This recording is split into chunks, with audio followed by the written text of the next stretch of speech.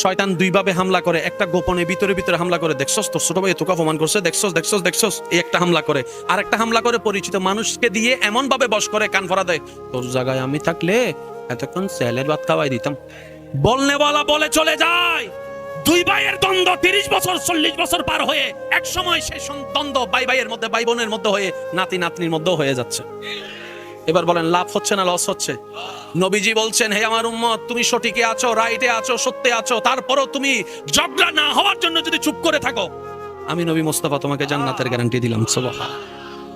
আমার বড় ভাই যারা আছেন, ছোটরা আছেন, যান না একটু ছোট ভাইয়ের ঘরে, হয়তো 2-3 মিনিটের দূরত্ব হবে, দরজাটা একটু নক করেন, হয়তো খুলতে দেরি করবে, ভিতর থেকে আওয়াজ দিবে কে বা কে, আপনি হয়তো আওয়াজ দিবেন আমি অমুক, হয়তো অনেকে খুলতে চাইবে না, তারপরে নক দিতে থাকেন, আপনি তো বড় ভাই। বড় ভাই মানে বটগাছ, বটগাছ মানে সবাইকে ছায়া দিয়ে রাখা, সবাইকে আগলায় ধরে রাখা, কারণ আপনি তো বড় হয়ে আসেননি, আপনার আল্লাহ বুঝে শুনে আপনাকে বড় বানায় পাঠিয়েছেন, কারণ আল্লাহ জানে আপনি ভাই বোনকে আগলায় ধরে রাখতে পারবেন, সে ক্ষমতা আপনার ভিতর আছে।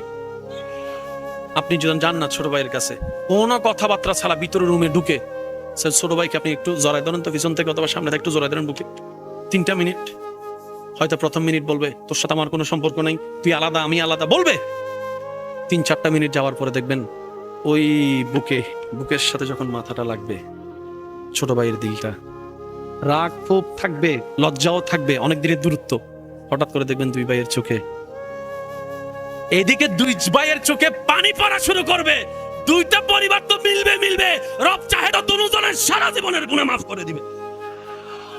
আপনি ছোট ভাই বড় ভাইয়ের কাছে সরি বলতে লজ্জা কি? যান না পিছন থেকে জড়াই ধরেন, বদ্দা ভাই ও ভাই তুমি যতক্ষণ মাফ করবো না আমি ছাড়বো না, যা করছি তো অসব দোষ আমার, যাও মাফ করো মাফ করো মাফ করো, কতক্ষণ আর না বলতে পারবে? এদিকে আপনারা মিলবেন, শয়তান হেরে যাবে, এদিকে আপনারা মিলবেন, সমাজের কান ফরা দেনেওয়ালা বাটপারগুলা হেরে যাবে। কথা বলেন ঠিক কিনা? মামলা করে কি পাইছেন? জুতার তলা ক্ষতি হয়েছে, আর কিছু বার নাই। কালা চুল সাদা হয়েছে, 20,000 কামাইছেন, 30,000 কামের কাম, রাতের ঘুম নষ্ট, টেনশন বাড়ছে, প্রেশার বাড়ছে, প্রেশার কমছে, সারা রাতভর শুধু দলিল নিয়ে কাজ নিয়ে, তারে কেমনে ধরা যায়, তারা কেমনে ধরা যায়, তারা কেমনে ধরে, কারে ধরেন? বা আমার বাইরে। আমি কি বুঝাতে পারছি কথা? এবার বলেন এগুলো কি ভাইয়ের দোষ নাকি শয়তানের? আওয়াজটা বড় দেন না। মিন শাররিল ওয়াসওয়াসিল খান্নাস। আল্লাহ আমাদের সবাইকে শয়তানের বিপক্ষে যুদ্ধ করে জিতার তৌফিক দান করুন।